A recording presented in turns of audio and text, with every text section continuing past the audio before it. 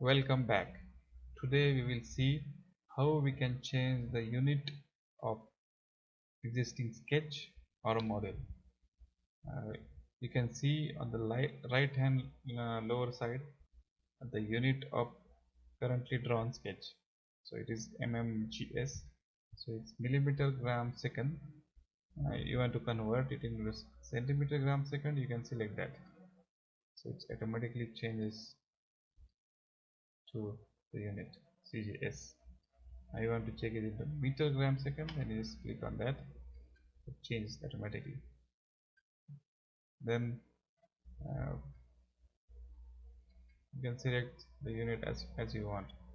Then there is another option. You can go in the like a gear icon, it's option, and then you can go in the document properties, then go in the units, and you also have the same options over here, a little bit more control over here. So if you go on to have millimeter gram second, just click on that. How much decimal you want to have, something like this, 3, 1 to 3, you want to have only 1, or degree in which 1 to 3, 4.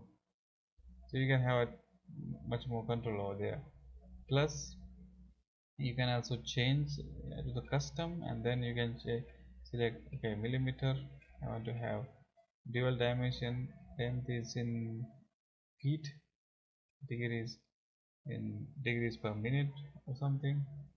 So you can have a different control over here, second, millisecond, minute, hour, something, and then you select okay. Then you can have, you can see over here it's changed millimeter gram minute what we have currently selected. You can also go from there to custom with millimeter, you want to go in miles. Okay, no, it's not changed. Length, go in feet. Okay, now you can see it's a feet. I hope you understood.